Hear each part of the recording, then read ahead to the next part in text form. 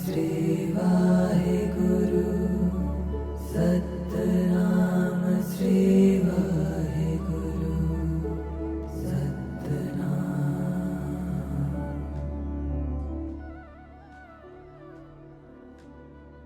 विश्व की सब तो वड्डी रसोई श्री हरमंदर साहिब की किचन। कड़ा प्रसाद सब तो पहला प्रसाद 750 किलो घिओ ਅਤੇ 850 किलो आटे नाल रोजाना ये प्रसाद बनाया जाता है।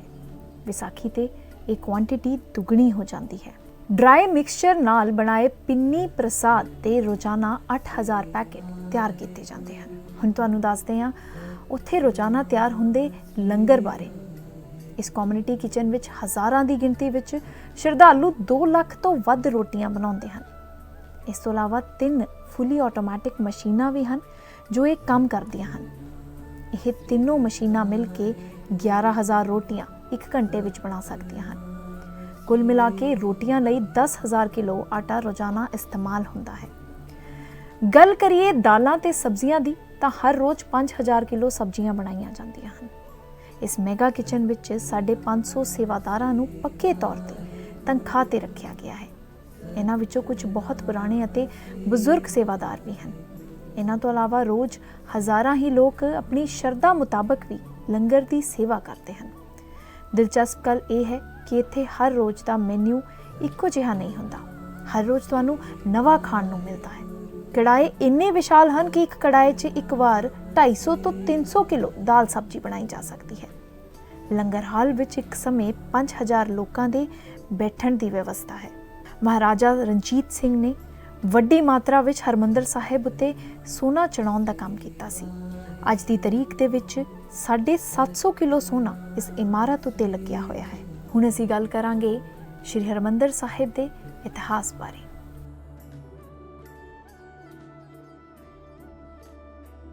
सत श्री अकाल जी दर्शकों का स्वागत है। अज असीं गल करांगे पंजाब के धार्मिक स्थान श्री हरमंदर साहिब बारे। श्री हरमंदर साहिब जिसनों श्री दरबार साहिब जां गोल्डन टैंपल भी कहा जाता है, उसका नाम हरि यानी कि रब के नाम से रखा गया है। दुनिया भर के सिख रोजाना श्री अमृतसर के दर्शन करन अते श्री हरमंदर साहिब विखे अपनी अरदास विच मत्था टेकण की इच्छा रखते हैं। श्री गुरु अर्जन देव जी 5वें सिख गुरु जिन्हां ने सिखां लई एक केंद्री पूजा स्थान बनाउण दा विचार पेश कीता ਅਤੇ ਉਹਨਾਂ ਨੇ खुद श्री हरमंदर साहिब ਦਾ ਆਰਕੀਟੈਕਚਰ ਤਿਆਰ ਕੀਤਾ। ਇਸ ਤੋਂ ਪਹਿਲਾਂ ਪਵਿੱਤਰ ਸਰੋਵਰ ਦੀ ਖੁਦਾਈ ਕਰਨ ਦੀ ਯੋਜਨਾ ਤੀਜੇ ਗੁਰੂ श्री गुरु अमरदास साहिब जी ਵੱਲੋਂ ਤਿਆਰ ਕੀਤੀ ਗਈ ਸੀ, ਪਰ ਇਸ ਨੂੰ ਗੁਰੂ ਰਾਮਦਾਸ ਸਾਹਿਬ ਨੇ ਬਾਬਾ ਬੁੱਢਾ ਜੀ ਦੀ ਨਿਗਰਾਨੀ ਹੇਠ ਪੂਰਨ ਕਰਵਾਇਆ ਸੀ। ਨਗਰ ਵਸਾਉਣ ਦੀ ਯੋਜਨਾ ਵੀ ਬਣਾਈ ਗਈ ਸੀ। ਇਸ ਲਈ ਸਰੋਵਰ ਅਤੇ ਕਸਬੇ ਦਾ ਨਿਰਮਾਣ ਕੰਮ 1570 ਵਿੱਚ ਇੱਕੋ ਸਮੇਂ ਸ਼ੁਰੂ ਹੋਇਆ ਸੀ। ਦੋਵਾਂ ਪ੍ਰੋਜੈਕਟਾਂ ਦਾ ਕੰਮ 1577 ਈਸਵੀ ਵਿੱਚ ਪੂਰਾ ਹੋਇਆ। ਇਸ ਜਗ੍ਹਾ ਲਈ ਜ਼ਮੀਨ ਸ਼੍ਰੀ ਗੁਰੂ ਰਾਮਦਾਸ ਸਾਹਿਬ ਜੀ ਨੇ ਜੱਦੀ ਪਿੰਡਾਂ ਦੇ ਜ਼ਿਮੀਂਦਾਰਾਂ ਤੋਂ ਅਦਾਇਗੀ ਤੇ ਖਰੀਦੀ ਸੀ। ਸ਼੍ਰੀ ਗੁਰੂ ਅਰਜਨ ਦੇਵ ਜੀ ਨੇ ਇਸ ਦੀ ਨੀਂਹ ਲਾਹੌਰ ਦੇ ਇੱਕ ਮੁਸਲਮਾਨ ਸੰਤ ਹਜ਼ਰਤ ਮੀਆਂ ਮੀਰ ਵੱਲੋਂ ਰਖਵਾਈ। ਉਸਾਰੀ ਦੇ ਕੰਮ ਦੀ ਸਿੱਧੀ ਨਿਗਰਾਨੀ ਸ਼੍ਰੀ ਗੁਰੂ ਅਰਜਨ ਦੇਵ ਜੀ ਨੇ ਖੁਦ ਕੀਤੀ ਸੀ ਅਤੇ ਬਾਬਾ ਬੁੱਢਾ ਜੀ, ਭਾਈ ਗੁਰਦਾਸ ਜੀ, ਭਾਈ ਸਾਲੋ ਜੀ ਅਤੇ ਹੋਰ ਸਿੱਖ ਸ਼ਰਧਾਲੂਆਂ ਨੇ ਇਸ ਵਿੱਚ ਉਹਨਾਂ ਦੀ ਸਹਾਇਤਾ ਕੀਤੀ ਸੀ। ਉੱਚੇ ਪੱਧਰ ਤੇ ਢਾਂਚੇ ਨੂੰ ਬਟਾਉਣ ਦੇ ਉਲਟ ਗੁਰੂ ਅਰਜਨ ਸਾਹਿਬ ਨੇ ਇਸ ਨੂੰ ਹੇਠਲੇ ਪੱਧਰ ਤੇ ਬਣਵਾਇਆ ਅਤੇ ਹਿੰਦੂ ਮੰਦਰਾਂ ਦੇ ਪ੍ਰਵੇਸ਼ ਅਤੇ ਨਿਕਾਸ ਲਈ ਸਿਰਫ ਇੱਕ ਗੇਟ ਹੋਣ ਦੇ ਉਲਟ ਗੁਰੂ ਸਾਹਿਬ ਨੇ ਇਸ ਨੂੰ 4 ਪਾਸਿਓਂ ਖੋਲ ਦਿੱਤਾ ਸੀ। ਇਸ ਤਰ੍ਹਾਂ ਸ਼੍ਰੀ ਹਰਮੰਦਰ ਸਾਹਿਬ ਨਵੀਂ ਆਸਥਾ ਅਤੇ ਸਿੱਖ ਧਰਮ ਦਾ ਪ੍ਰਤੀਕ ਬਣਾਇਆ।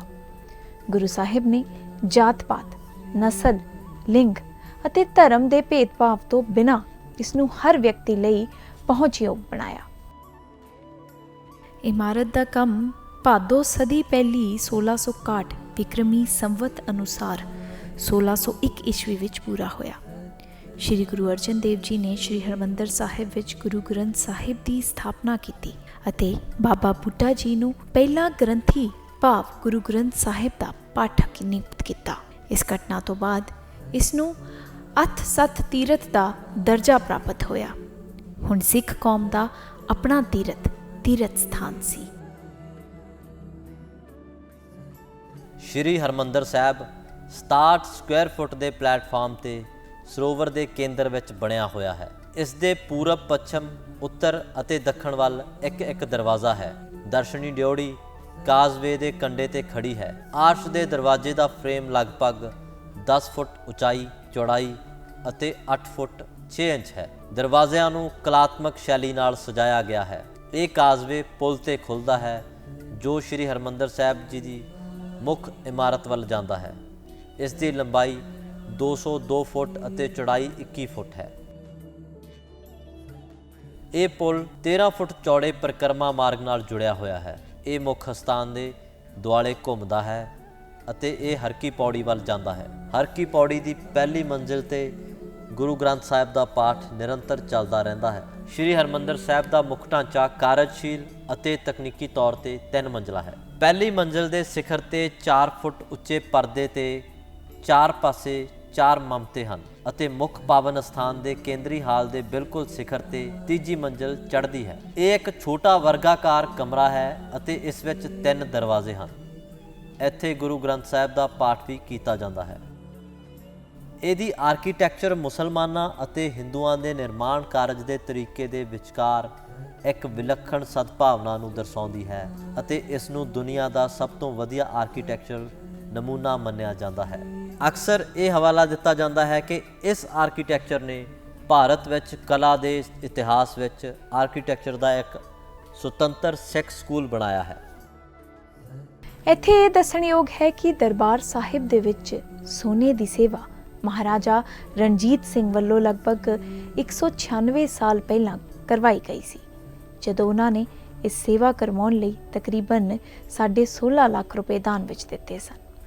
ਸ਼੍ਰੀ ਦਰਬਾਰ ਸਾਹਿਬ ਉੱਤੇ ਸੋਨੇ ਦੀ ਸੇਵਾ ਕਰਨ ਲਈ ਪਹਿਲੇ ਕਾਰੀਗਰ ਮੁਹੰਮਦ ਖਾਨ ਸਨ, ਜਿਸ ਨੇ ਦਰਬਾਰ ਸਾਹਿਬ ਦੀ ਇਮਾਰਤ ਉੱਤੇ ਸੋਨੇ ਦਾ ਪੱਤਰਾ ਚੜਾਉਣ ਦਾ ਕੰਮ ਕੀਤਾ ਸੀ। ਰਣਜੀਤ ਸਿੰਘ ਦੇ ਪਰਿਵਾਰ ਤੋਂ ਇਲਾਵਾ ਹੋਰ ਵੀ ਕਈ ਸਿੱਖ ਸ਼ਖਸੀਅਤਾਂ ਨੇ ਦਰਬਾਰ ਸਾਹਿਬ ਦੇ ਉੱਤੇ ਸੋਨੇ ਦਾ ਕੰਮ ਕਰਵਾਉਣ ਲਈ ਮਾਇਆ ਨੂੰ ਦਾਨ ਵਿੱਚ ਦਿੱਤਾ ਸੀ।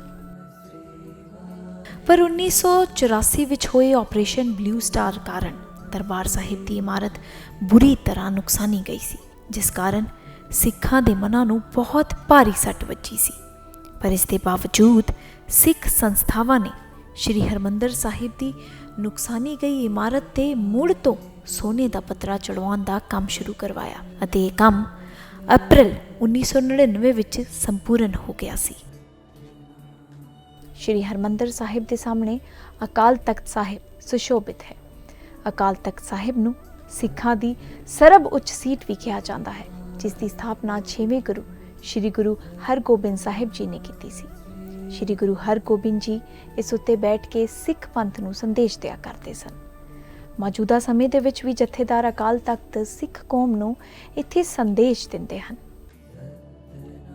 ਦਰਬਾਰ ਸਾਹਿਬ ਦੇ ਕੰਪਲੈਕਸ ਦੇ ਨਾਲ ਹੀ ਬਾਬਾ ਦੀਪ ਸਿੰਘ ਜੀ ਦਾ ਗੁਰਦੁਆਰਾ ਵੀ ਸੁਸ਼ੋਭਿਤ ਹੈ। ਇਸ ਤੋਂ ਇਲਾਵਾ ਦਰਬਾਰ ਸਾਹਿਬ ਦੇ ਕੰਪਲੈਕਸ ਤੋਂ ਤਕਰੀਬਨ 100 ਮੀਟਰ ਦੀ ਦੂਰੀ ਤੇ ਹੀ ਬਾਬਾ ਅਟਲ ਰਾਏ ਜੀ ਦਾ ਗੁਰਦੁਆਰਾ ਸੁਸ਼ੋਭਿਤ ਹੈ। ਬਾਬਾ ਅਟਲ ਰਾਏ ਜੀ ਦੇ ਗੁਰਦੁਆਰੇ ਦੇ ਵਿੱਚ ਲੰਗਰ ਸ਼੍ਰੀ ਹਰਮੰਦਰ ਸਾਹਿਬ ਦੇ ਲੰਗਰ ਹਾਲ ਤੋਂ ਵੀ ਭੇਜਿਆ ਜਾਂਦਾ ਹੈ, ਕਿਉਂਕਿ ਉੱਥੇ ਇਹ ਮਾਨਤਾ ਹੈ ਕਿ ਬਾਬਾ ਅਟਲ ਪੱਕੀਆਂ ਪਕਾਈਆਂ ਕੱਲ।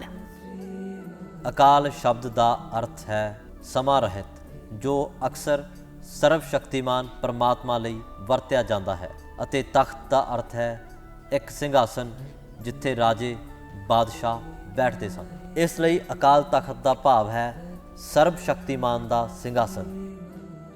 ਅੰਮ੍ਰਿਤ ਦੇ ਪਵਿੱਤਰ ਸਰੋਵਰ ਦੀ ਖੁਦਾਈ ਕਾਰਨ ਹਰਮੰਦਰ ਸਾਹਿਬ ਦੇ ਸਾਹਮਣੇ ਇੱਕ ਉੱਚਾ ਸਥਾਨ ਪ੍ਰਗਟ ਹੋਇਆ ਸੀ। ਜਿਵੇਂ ਕਿ 1604 ਵਿੱਚ ਹਰਮੰਦਰ ਸਾਹਿਬ ਵਿੱਚ ਗੁਰੂ ਗ੍ਰੰਥ ਸਾਹਿਬ ਦਾ ਪ੍ਰਕਾਸ਼ ਕੀਤਾ ਗਿਆ ਸੀ ਅਤੇ ਗੁਰੂ ਗ੍ਰੰਥ ਸਾਹਿਬ ਨੂੰ ਹਰ ਰਾਤ ਆਰਾਮ ਕਰਨ ਲਈ ਇਸ ਸਥਾਨ ਤੇ ਲਿਆਂਦਾ ਜਾਂਦਾ ਸੀ।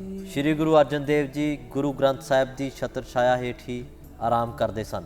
ਇਹ ਕਮਰਾ ਅੱਜ ਕੱਲ੍ਹ ਕੋਠਾ ਸਾਹਿਬ ਵਜੋਂ ਜਾਣਿਆ ਜਾਂਦਾ ਹੈ। ਅਕਾਲ ਤਖਤ ਸਿੱਖ ਧਰਮ ਦੇ ਸਭ ਤੋਂ ਉੱਚੇ ਅਸਥਾਨ ਦੀ ਸਥਾਪਨਾ 6ਵੇਂ ਸਿੱਖ ਗੁਰੂ ਸ਼੍ਰੀ ਗੁਰੂ ਹਰਗੋਬਿੰਦ ਸਾਹਿਬ ਜੀ ਦੁਆਰਾ ਸਾਲ 1609 ਵਿੱਚ ਬਾਬਾ ਬੁੱਢਾ ਜੀ ਅਤੇ ਭਾਈ ਗੁਰਦਾਸ ਜੀ ਦੀ ਸਹਾਇਤਾ ਨਾਲ ਕੀਤੀ ਗਈ ਸੀ। ਗੁਰੂ ਜੀ ਨੇ ਇਸ ਦਾ ਨਾਮ ਅਕਾਲ ਤਖਤ ਰੱਖਿਆ। ਗੁਰੂ ਹਰਗੋਬਿੰਦ ਸਾਹਿਬ ਆਪਣਾ ਦਰਬਾਰ ਲਗਾਉਂਦੇ ਸਨ, ਲੋੜਵੰਦਾਂ ਦੇ ਦੁੱਖ ਸੁੱਖ ਸੁਣਦੇ ਸਨ। ਗੁਰੂ ਜੀ ਨੇ ਇਸ ਅਸਥਾਨ ਤੇ ਮੀਰੀ ਅਤੇ ਪੀਰੀ ਦੀਆਂ 2 ਤਲਵਾਰਾਂ ਪਹਿਨੀਆਂ, ਦਸਤਾਰ ਤੇ ਪਹਿਰਾਵਾ ਪਹਿਨਿਆ, ਸਿੱਖਾਂ ਨੂੰ ਹਥਿਆਰ ਘੋੜੇ ਭੇਟਾਂ ਵਜੋਂ ਲਿਆਉਣ ਅਤੇ ਸੰਤ ਅਤੇ ਸਿਪਾਹੀ ਬਣਨ ਦਾ ਹੁਕਮ ਦਿੱਤਾ। ਇਸ ਸਥਾਨ ਤੋਂ ਜੰਗੀ ਨਾਇਕਾਂ ਦੇ ਗੀਤਾਂ ਨੂੰ ਸਾਰੰਗੀ ਅਤੇ ਢੱਡ ਨਾਲ ਗਾਉਣ ਦੀ ਪਰੰਪਰਾ ਸ਼ੁਰੂ ਹੋਈ। ਸ਼੍ਰੀ ਅਕਾਲ ਤਖਤ ਸਾਹਿਬ ਦੀਆਂ ਕਈ ਪਰੰਪਰਾਵਾਂ ਹਨ, ਜਿਨ੍ਹਾਂ ਵਿੱਚ ਗ੍ਰੰਥੀ ਸਿੰਘ ਹੱਥ ਵਿੱਚ ਨੰਗੀ ਤਲਵਾਰ ਲੈ ਕੇ ਰਹਿਰਾਸ ਸਾਹਿਬ ਦਾ ਪਾਠ ਅਤੇ ਸ਼ਾਮ ਦੀ ਅਰਦਾਸ ਕਰੇਗਾ। ਸਿੱਖ ਗੁਰੂਆਂ ਅਤੇ ਸਿੱਖ ਯੋਧਿਆਂ ਨਾਲ ਸੰਬੰਧਿਤ ਕੁਝ ਦੁਰਲਭ ਹਥਿਆਰਾਂ ਨੂੰ ਸੁਨਹਿਰੀ ਪਾਲਕੀ ਵਿੱਚ ਦਿਨ ਵੇਲੇ ਪ੍ਰਦਰਸ਼ਿਤ ਕੀਤਾ ਜਾਂਦਾ ਹੈ ਅਤੇ ਹਰ ਸ਼ਾਮ ਦਰਸ਼ਕਾਂ ਨੂੰ ਸਮਝਾਇਆ ਜਾਂਦਾ ਹੈ। ਪਿਛਲੀ ਸਦੀ ਦੌਰਾਨ ਪੰਥ ਦੁਆਰਾ ਸਥਾਪਿਤ ਕੀਤੇ ਗਏ 4 ਹੋਰ ਤਖਤ ਹਨ, ਜਿਨ੍ਹਾਂ ਵਿੱਚ ਤਖਤ ਸ਼੍ਰੀ ਕੇਸਗੜ੍ਹ ਸਾਹਿਬ ਜੋ ਅਨੰਦਪੁਰ ਸਾਹਿਬ ਵਿਖੇ ਸਥਿਤ ਹੈ, ਤਖਤ ਸ਼੍ਰੀ ਪਟਨਾ ਸਾਹਿਬ, ਤਖਤ ਸ਼੍ਰੀ ਹਜੂਰ ਸਾਹਿਬ ਜੋ ਨਾਂਦੇੜ ਮਹਾਰਾਸ਼ਟਰ ਸਥਿਤ ਹੈ ਅਤੇ ਤਖਤ ਸ਼੍ਰੀ ਦਮਦਮਾ ਸਾਹਿਬ ਹਨ। ਸ਼੍ਰੀ ਅਕਾਲ ਤਖਤ ਦਾ ਜਥੇਦਾਰ ਸਿੱਖ ਪੰਥ ਦਾ ਸਭ ਤੋਂ ਉੱਚਾ ਬੁਲਾਰਾ ਹੁੰਦਾ ਹੈ ਅਤੇ ਕਿਸੇ ਬਾਹਰੀ ਰਾਜਨੀਤਿਕ ਤੌਰ ਤੇ ਪ੍ਰੇਰਿਤ ਸਰੋਤਾਂ ਦਾ ਕੰਟਰੋਲ ਜਾਂ ਪ੍ਰਭਾਵ ਤੋਂ ਬਿਨਾਂ ਅਧਿਆਤਮਿਕ ਆਗੂ ਹੁੰਦਾ ਹੈ। ਮੌਜੂਦਾ ਜਥੇਦਾਰ ਭਾਈ ਹਰਪ੍ਰੀਤ ਸਿੰਘ ਜੀ ਹਨ। ਸ਼੍ਰੀ ਅਕਾਲ ਤਖਤ ਦਾ ਮੂਲ ਢਾਂਚਾ ਸ਼੍ਰੀ ਗੁਰੂ ਹਰਗੋਬਿੰਦ ਜੀ, ਭਾਈ ਗੁਰਦਾਸ ਜੀ ਅਤੇ ਬਾਬਾ ਬੁੱਢਾ ਜੀ ਨੇ ਆਪਣੇ ਹੱਥੀਂ ਬਣਾਇਆ ਸੀ। ਪਲੇਟਫਾਰਮ ਬਣਾਉਣ ਲਈ ਕਿਸੇ ਹੋਰ ਵਿਅਕਤੀ ਜਾਂ ਕਲਾਕਾਰ ਨੂੰ ਨਿਯੁਕਤ ਨਹੀਂ ਕੀਤਾ ਗਿਆ ਸੀ। ਗੁਰੂ ਜੀ ਨੇ ਟਿੱਪਣੀ ਕੀਤੀ ਕਿ ਗੁਰੂ ਦੀ ਗੱਦੀ ਸਦੀਵੀ ਸਮੇਂ ਲਈ ਪੰਥ ਦੀ ਸੇਵਾ ਕਰੇਗੀ। ਗੁਰੂ ਜੀ ਨੇ ਜਹਾਂਗੀਰ ਦੇ ਸ਼ਾਹੀ ਫਰਮਾਨ ਦੀ ਉਲੰਘਣਾ ਕਰਦੇ ਹੋਏ ਥੜੇ ਦੀ ਉਚਾਈ 12 ਫੁੱਟ ਤੱਕ ਵਧਾ ਦਿੱਤੀ ਕਿ ਬਾਦਸ਼ਾਹ ਤੋਂ ਇਲਾਵਾ ਕੋਈ ਹੋਰ ਵਿਅਕਤੀ 3 ਫੁੱਟ ਤੋਂ ਵੱਧ ਉੱਚੇ ਥੜੇ ਤੇ ਨਹੀਂ ਬੈਠ ਸਕਦਾ। ਗੁਰੂ ਹਰਗੋਬਿੰਦ ਸਾਹਿਬ ਸਿੱਖਾਂ ਦੇ ਸਾਰੇ ਝਗੜਿਆਂ ਦਾ ਨਿਆਂ ਅਤੇ ਰਾਇਲਟੀ ਦੇ ਸਾਰੇ ਚਿੰਨ੍ਹਾਂ ਦੇ ਨਾਲ ਉੱਚੇ ਹੋਏ ਥੜੇ ਤਖਤ ਤੇ ਬਕਾਇਦਾ ਬੈਠਦੇ ਸਨ। ਸ਼੍ਰੀ ਅਕਾਲ ਤਖਤ ਸਾਹਿਬ ਨੂੰ ਹਰਮੰਦਰ ਸਾਹਿਬ ਤੋਂ ਕੁਝ ਨੀਵਾਂ ਬਣਾਇਆ ਗਿਆ ਸੀ, ਜੋ ਕਿ ਮਹੱਤਤਾ ਦੇ ਕ੍ਰਮ ਨੂੰ ਦਰਸਾਉਂਦਾ ਹੈ ਕਿ ਅਧਿਆਤਮਕ ਕਿਰਪਾ ਦੀ ਖੋਜ ਹਮੇਸ਼ਾ ਅਗਵਾਈ ਕਰਦੀ ਹੈ। ਦਾਅਵੇ ਅਤੇ ਅਧੀਨਗੀ ਦਾ ਇੱਕ ਸਮਾਨ ਸੰਤੁਲਨ ਗੁਰੂ ਹਰਗੋਬਿੰਦ ਜੀ ਦੀ ਰੋਜ਼ਾਨਾ ਦੀ ਰੂਟੀਨ ਵਿੱਚ ਬਣਾਇਆ ਗਿਆ ਸੀ, ਜਿਨ੍ਹਾਂ ਨੇ ਵਿਕਲਪਕ ਤੌਰ ਤੇ ਇਸ ਦੇ ਅਧਿਆਤਮਿਕ ਕਾਰਜ ਅਤੇ ਸਵੈ ਪ੍ਰਭਾਵੀ ਆਰਕੀਟੈਕਚਰਲ ਪ੍ਰਤੀਕਵਾਦ ਅਤੇ ਰਾਜ ਸੱਤਾ ਅਤੇ ਅਸਥਾਈ ਅਧਿਕਾਰ ਦੇ ਦਾਅਵੇ ਦੇ ਨਾਲ ਤਖਤ ਦੇ ਪਲੇਟਫਾਰਮ ਨੂੰ ਉਜਾਗਰ ਕੀਤਾ ਸੀ। ਗੁਰੂ ਜੀ ਦਿਨ ਦੀ ਸ਼ੁਰੂਆਤ ਹਰਮੰਦਰ ਸਾਹਿਬ ਵਿੱਚ ਪੂਜਾ ਨਾਲ ਕਰਦੇ ਅਤੇ ਦੁਪਹਿਰ ਨੂੰ ਅਕਾਲ ਤਖਤ ਤੋਂ ਹਾਜ਼ਰੀਨ ਦੀ ਪੇਸ਼ਕਸ਼ ਕਰਦੇ ਅਤੇ ਸ਼ਾਮ ਨੂੰ ਉਹ ਅਰਦਾਸ ਅਤੇ ਕੀਰਤਨ ਲਈ ਗੁਰਦੁਆਰੇ ਵਾਪਸ ਆ ਜਾਂਦੇ ਸੀ ਅਤੇ ਰਾਤ ਨੂੰ ਉਹ ਅਤੇ ਉਹਨਾਂ ਦੇ ਪੈਰੋਕਾਰ ਬਹਾਦਰੀ ਦੇ ਕਾਰਨਾਮਿਆਂ ਦੇ ਚੰਗੀ ਗੀਤ ਸੁਣਨ ਲਈ ਅਕਾਲ ਤਖਤ ਸਾਹਿਬ ਵਾਪਸ ਆ ਜਾਂਦੇ ਸਨ। ਇਹ ਸ਼੍ਰੀ ਅਕਾਲ ਤਖਤ ਤੋਂ ਹੈ ਕਿ ਸਿੱਖ ਸਿਧਾਂਤ ਜਾਂ ਅਭਿਆਸ ਦੇ ਕਿਸੇ ਵੀ ਨੁਕਤੇ ਬਾਰੇ ਮਾਰਗਦਰਸ਼ਨ ਜਾਂ ਸਪਸ਼ਟੀਕਰਨ ਪ੍ਰਦਾਨ ਕਰਨ ਲਈ ਹੁਕਮਨਾਮੇ ਦਾ ਐਲਾਨ ਕੀਤਾ ਜਾਂਦਾ ਹੈ। ਇਹ ਧਾਰਮਿਕ ਅਨੁਸ਼ਾਸਨ ਦੀ ਉਲੰਘਣਾ ਕਰਨ ਜਾਂ ਸਿੱਖ ਹਿੱਤਾਂ ਜਾਂ ਏਕਤਾ ਲਈ ਪੱਖਪਾਤ ਕਰਨ ਵਾਲੀ ਗਤੀਵਿਧੀ ਦੇ ਦੋਸ਼ ਹੇਠ ਤਪੱਸਿਆ ਦੇ ਅਧੀਨ ਹੋ ਸਕਦਾ ਹੈ। ਇਹ ਸਿੱਖ ਧਰਮ ਜਾਂ ਸਿੱਖਾਂ ਦੇ ਹਿੱਤਾਂ ਦੀ ਹਮਾਇਤ ਕਰਨ ਵਾਲੇ ਵਿਅਕਤੀਆਂ ਦੁਆਰਾ ਕੀਤੀਆਂ ਬੇਮਿਸਾਲ ਸੇਵਾਵਾਂ ਜਾਂ ਕੁਰਬਾਨੀਆਂ ਦੀ ਪ੍ਰਸ਼ੰਸਾ ਨੂੰ ਰਿਕਾਰਡ ਵਿੱਚ ਦਰਜ ਕਰ ਸਕਦਾ ਹੈ। ਮਹੱਤਵਪੂਰਨ ਗੱਲ ਇਹ ਹੈ ਕਿ ਕੋਈ ਵੀ ਵਿਅਕਤੀ ਸ਼੍ਰੀ ਅਕਾਲ ਤਖਤ ਤੋਂ ਉੱਪਰ ਨਹੀਂ ਹੈ।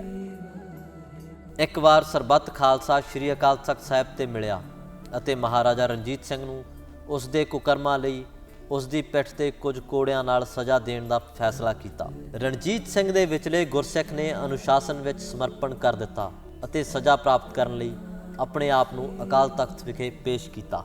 ਹਾਲਾਂਕਿ ਪ੍ਰਭੂ ਸੱਤਾ ਲਈ ਸਰੀਰਕ ਸਜ਼ਾ ਨੂੰ ਭਾਰੀ ਜੁਰਮਾਨੇ ਵਿੱਚ ਬਦਲ ਦਿੱਤਾ ਗਿਆ। ਮੌਜੂਦਾ ਸਮੇਂ ਵਿੱਚ ਵੀ ਸ਼੍ਰੀ ਅਕਾਲ ਤਖਤ ਸਾਹਿਬ ਤੋਂ ਹੁਕਮਨਾਮਾ ਜਾਰੀ ਕੀਤਾ ਜਾਂਦਾ ਹੈ। ਮੌਜੂਦਾ ਸਮੇਂ ਵਿੱਚ ਸ਼੍ਰੀ ਅਕਾਲ ਤਖਤ ਵਿਖੇ ਗੁਰੂਆਂ ਅਤੇ ਮਹਾਨ ਯੋਧਿਆਂ ਦੀਆਂ ਕਲਾਕ੍ਰਿਤੀਆਂ ਸੁਸ਼ੋਭਿਤ ਹਨ, ਜਿਨ੍ਹਾਂ ਵਿੱਚ ਗੁਰੂ ਹਰਗੋਬਿੰਦ ਸਾਹਿਬ ਜੀ ਦੀਆਂ ਤਲਵਾਰਾਂ ਜੋ ਮੀਰੀ ਅਤੇ ਪੀਰੀ ਨੂੰ ਦਰਸਾਉਂਦੀਆਂ, ਗੁਰੂ ਗੋਬਿੰਦ ਸਿੰਘ ਜੀ ਦਾ ਸ਼੍ਰੀ ਸਾਹਿਬ, ਬਾਬਾ ਬੁੱਢਾ ਜੀ ਦੀ ਤਲਵਾਰ, ਭਾਈ ਜੇਠਾ ਜੀ ਦੀ ਤਲਵਾਰ, ਸ਼੍ਰੀ ਸਾਹਿਬ ਭਾਈ ਉਦੇ ਸਿੰਘ ਜੀ ਜੋ ਗੁਰੂ ਗੋਬਿੰਦ ਸਿੰਘ ਜੀ ਦੇ ਨਾਲ ਸਨ, ਸ਼੍ਰੀ ਸਾਹਿਬ ਭਾਈ ਬਿਧੀ ਚੰਦ ਜੀ, ਬਾਬਾ ਗੁਰਬਖਸ਼ ਸਿੰਘ ਜੀ, ਸ਼ਹੀਦ ਦਾ ਦੁਦਾਰਾ ਖੰਡਾ, ਸ਼ਹੀਦ ਬਾਬਾ ਦੀਪ ਸਿੰਘ ਜੀ ਦਾ ਦੁਦਾਰਾ ਖੰਡਾ, ਬਾਬਾ ਨੋਤ ਸਿੰਘ ਜੀ ਸ਼ਹੀਦ ਦਾ ਦੁਦਾਰਾ ਖੰਡਾ ਸ਼ਾਮਿਲ ਹਨ। ਇਹਨਾਂ ਤੋਂ ਇਲਾਵਾ ਹੋਰ ਵੀ ਸਸ਼ਸਤਰ ਸ਼੍ਰੀ ਅਕਾਲ ਤਖਤ ਸਾਹਿਬ ਵਿਖੇ ਸੁਸ਼ੋਭਿਤ ਹਨ।